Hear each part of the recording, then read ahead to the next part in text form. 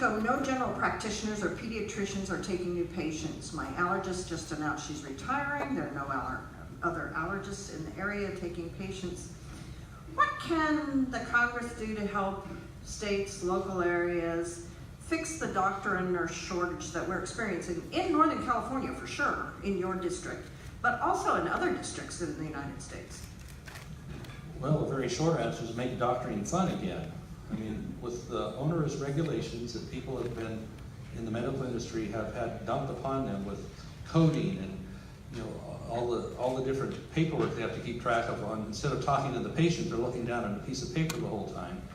And the regulatory load the doctors feel doesn't make it where they really want to be in the field. You see early retirements. So let's put the incentive back in to want to be part of the field so we have the doctors and the nurses. And that's part of what we did to the American Health Care Act, is to release some of the onerous, difficult regulations that cause them to not want to be in the field. That's really number one. Because if you don't have new doctors coming in, going through many years of medical school and practice, then we're going to be in a bad way. And so for nurses, they can be very well paid, but if they don't want to get into the field because of nursing shortages and the difficulty it is to have enough staff to do the job, then we're not going to be successful. So we have to incentivize. We have to make it where they want to come into the field, and that the regulatory load upon them, the cost of doing business, the cost of going to college and going to medical school. We keep having to address that once again because it's a deterrent for people to want to enter the field. So we've had, locally, we've worked with local issues to be able to have what was called the federally qualified community health centers and the teaching health centers, which is a graduate medical program, to have people come back into our rural areas and learn their way locally. And this really helps the rural healthcare system a lot. We've worked closely with that. We've had very grateful partners in that with establishing and strengthening that. We've had that legislation a couple of times since I've been there to go through and keep it funded and keep incentivizing it. So that's how we're going to help on the rural end. But it really comes down to the federal government doesn't have the answer. It's going to come back from people being incentivized to want to get into the field. Thank you. Audrey? Oh, yeah, rural health. I had to go to Oregon to get my tumor taken out, and I live in Chico. What? That's crazy. Our entire district is a health professional shortage area. You can look on a map. It's all purple. Most of it is a medically underserved area. The congressman mentioned one program that's great. There's a bunch of already existing programs through the Rural Health Administration that have student loan forgiveness for doctors. We've got the Nurse Service Corps that encourages nurses to work in rural areas. We can let nurses operate at the top of their fields doing more. We can train community workers to be community care workers. We can train up our EMTs to do prevention work and not just respond to crises. But folks, for me, the root of this issue is the people who live in our beautiful part of the world, we live here for a reason, right? We love it up here. We want to create communities where our kids want to come back and work. Kids want to come back and live. And so if we're working to create those communities, and we identify early on, we invest in primary STEM education. So we pick out kids who are excited about science and technology and engineering and math, and we say, hey, have you thought about the medical field? Let's send you to undergrad. Let's help pay for your undergrad. Let's help make sure your student loans are forgiven. And then you come back and you serve in the rural community where you came from for 10 years. These are kids. Our kids want to come back here. They want to live in the communities that they were raised in.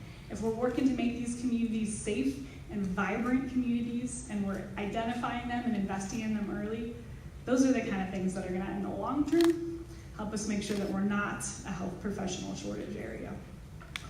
Thank you. Just a comment before we go to the next question. Somebody complained about the phone that's going off. It's not actually the phone, it's actually the timer. So just to say I can't fix that. If we keep our answers to under 2 minutes, though. If we keep our answers, that was what I was trying to say. I'm just pandering to Susan.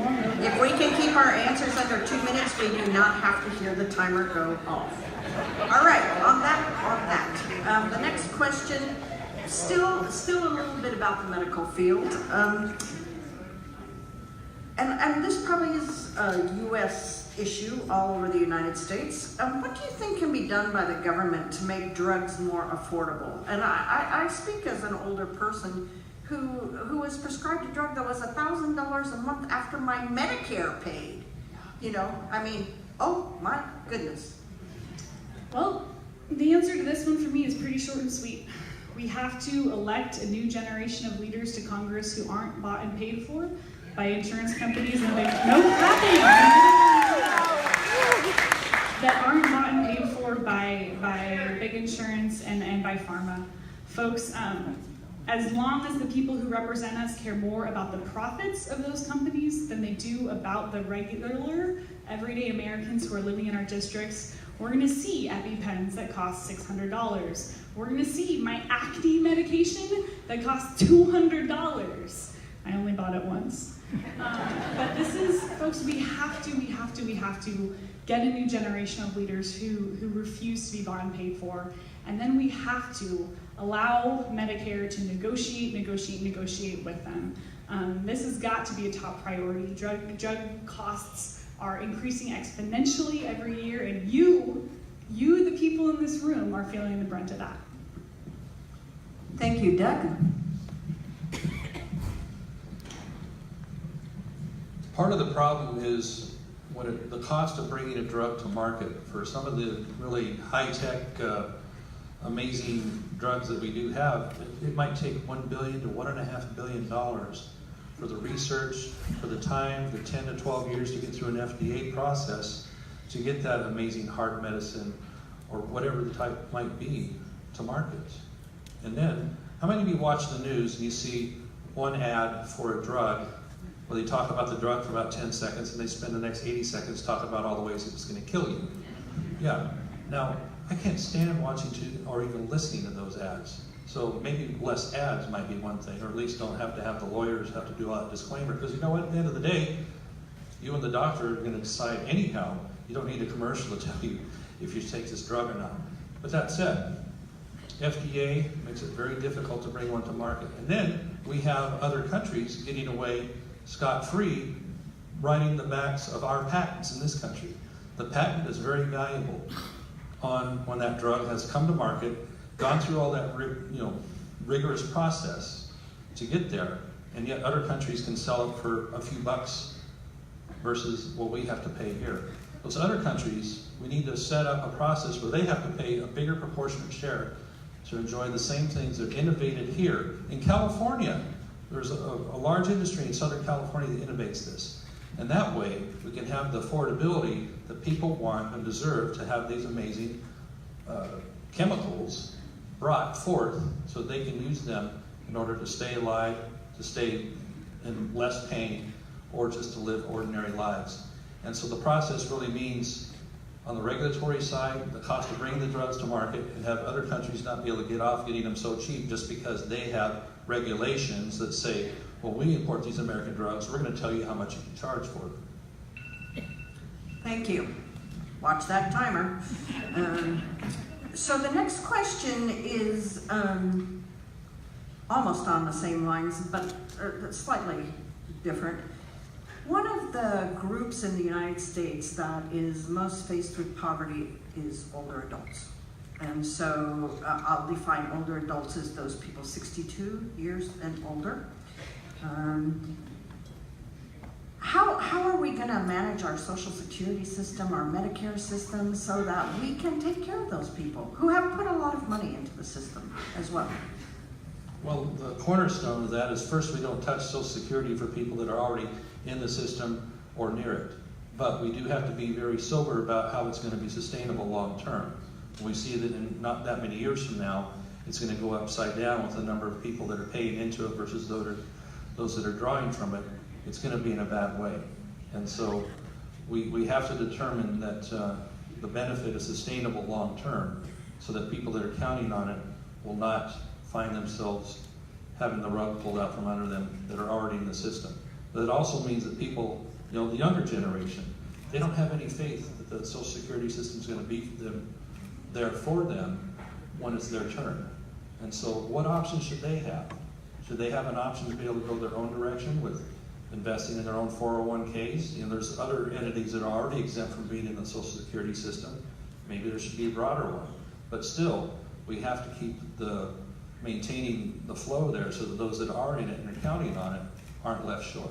So it's really, I know it's like a third rail issue when you talk about it. Oh my gosh, you're going to take Social Security. And then we hear, again, I get hit with that when we talk about doing anything in Congress where, you know, we talk about the Tax Reform Act. Well, that must mean you're going to take it out of Social Security. Nothing could be further from the truth. It doesn't touch it in any way. Now, what it means is that people are going to have more dollars in their pocket from keeping their money to begin with, and we're seeing the economy rebounding in a strong way because of that. Because they're investing, small businesses are investing, and people are seeing $2,000 to $2,500 more they're keeping in taxes, as well as the people they work for are giving bonuses, giving raises, and they're bringing jobs back home. So that's the positive. So if we can keep the positive flow going on that, we can continue to fund Social Security and work our way out of this problem we have, because we should not be tapping into that. And the amount of debt that's been taken by the federal government over the years is actually shameful out of the Social Security system. Thank you. Thank you very much. Audrey? So folks, we have a duty. We have a duty as Americans to protect the most vulnerable among us, especially our seniors. Social Security has reduced elderly poverty from 35% in our country to 10%, but we still have a lot of work to do. A quarter of you depend on Social Security.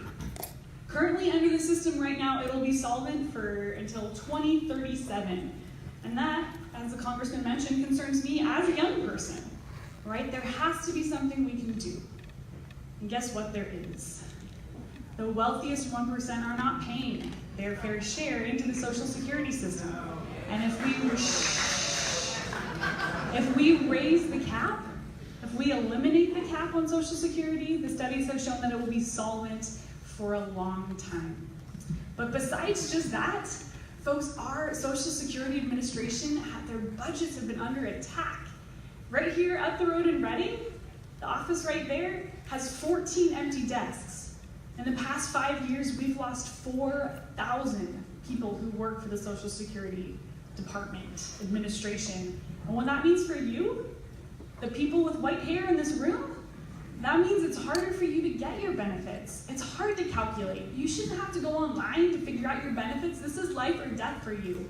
You should get to go into an office, talk to a person, look at them in the eye who cares about you, to make sure that you are getting the maximum benefits that you are allowed to so you can live and retire in dignity.